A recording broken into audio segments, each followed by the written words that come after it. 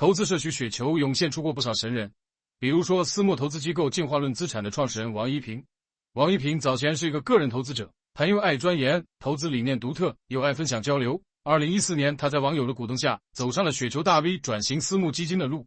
他创办的进化论资产在投资界基本上大奖拿了个遍，资产管理规模呢也超过100亿。我个人这些年也默默地从他的分享中得到过不少启发。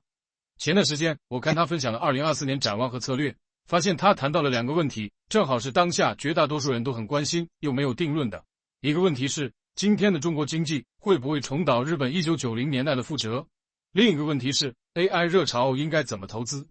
王一平对这2个问题的判断和推演逻辑都非常有意思，所以我征求了进化论资产的同意，把它分享给你。王一平第一个主张是中国不会是下一个日本。1990年代日本进入失去的30年，固然有房地产泡沫破裂和人口老龄化的作用这2点跟我们当前的情况有些许的呼应，但他当时房地产泡沫破裂只是催化因素，老龄化呢也只是它的附加作用，真正在当时导致日本经济衰退的关键因素是另外3个。第一个是在中低端制造业领域，90年代中国崛起，对日本的实体产业形成了抽血效应，使得大量轻工业和劳动力密集型产业被中国替代或者转移到了中国。第二呢，在高端制造领域，90年代之后，日本半导体行业走下衰弱，全球市场份额也逐渐被蚕食。美国分走了 IC 设计，中国台湾分走了晶圆加工，韩国分走了存储，欧美分走了半导体设备。第三呢，在科技创新领域，1990年代原本是全球科技互联网革命的发展时期，但是日本国土有限，人口基数和语言环境也受限，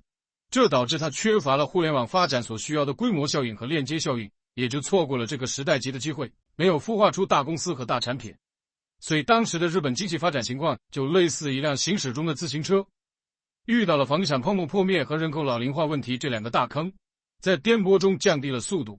但前面提到这3个因素像是更大的摩擦力，让这辆自行车再回不到原来的速度上。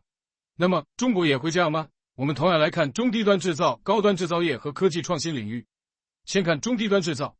在王一平看来，90年代中国之所以能够对日本形成巨大的抽血效应，是因为改革开放初期的中国跟日本相比，经济基数足够低，市场足够大也就有了足够的势能落差。拿1987年的数据来说，日本的人均 GDP 达到了 2.07 万美元，超过美国，成为了全球第一。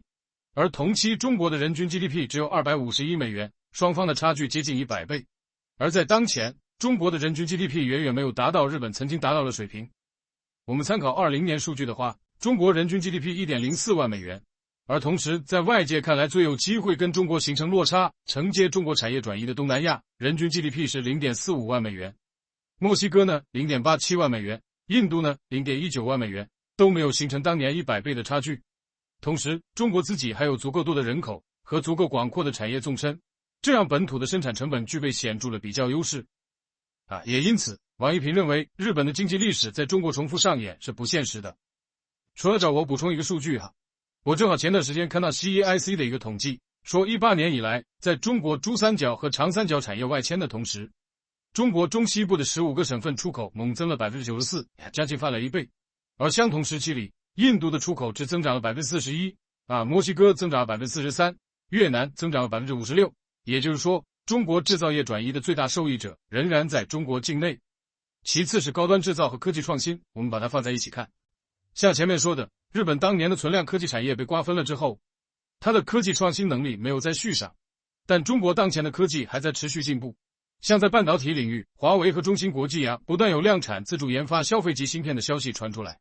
在智能电动车领域呢，中国也出现了一批领军企业，把特斯拉在中国的市场份额从21年的 13% 压缩到了23年的 6.4%。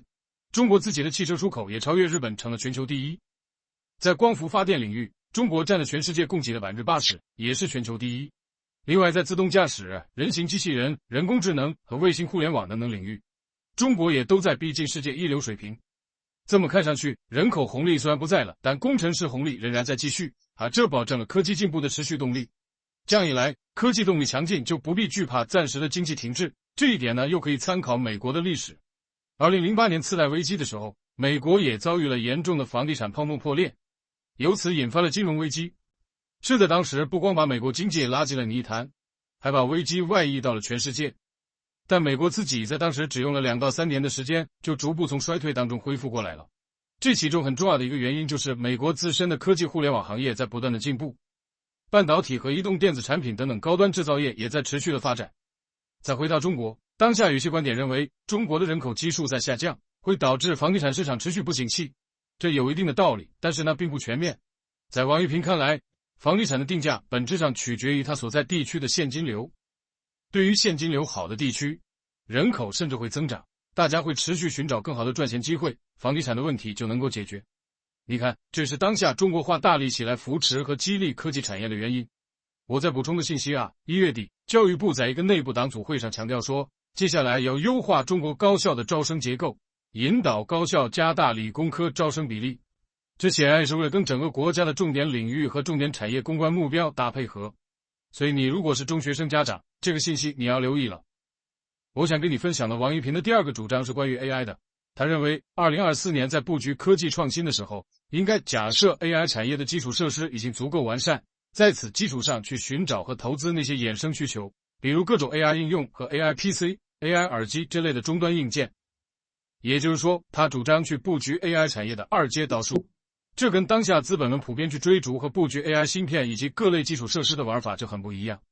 王玉平的逻辑是这样的，他认为在 GPU 和光模块等等跟算力相关的硬件方向上，资本们过分乐观，预期也过于一致了，这对投资回报是不利的。这是因为 AI 虽然是划时代的核心技术引擎，但 AI 云端算力需求的极端爆发是不可持续的。他这个观点基于3个判断。第一， GPU 是类设备的耐用品，而不是易耗品。训练 AI 所需要的算力部署需求相对前置，比如说你明年要训练，今年就把10亿美元订单给拍出去了。但这样的前置需求未必能够一直高速增长。其实他说的这事儿在国内已经开始有迹象了。之前有消息说，百度在23年8月份就找华为订购了1600颗升腾 AI 芯片，当时就是未雨绸缪打的提前量，以防未来无法再买到英伟达。华为在23年下半年也已经把这批芯片分批交付给百度了。王玉平第二个判断是，人类迄今为止的知识积累曲线是阶梯型逐渐上涨的，因此可以导入大模型的知识库，一开始可能会有从0到1式的大爆发，但这种大爆发后续也不会持续。他这句话我的理解是，在下一个时代，你哪怕有足够的算力来训练 AI， 也没有那么多的知识数据可以投喂了。他第3个判断是，随着模型算法的升级，模型输出统等内容所需要的算力资源也会不断的降低，也就是算法进化可以4两拨千斤。基于这些判断，王玉平更倾向于把基础设施搭建阶段跳过去，直接去想象算力中心和大模型完善之后的后 AI 世界，更多去关注爆款 AI 应用和终端硬件。好，王玉平对2024年的市场展望，在他的文章里有个系统的阐述，我把链接放在文末也供你参考。请教你同意王玉平对 AI 产业发展的判断吗？期待在留言区看到你的讨论。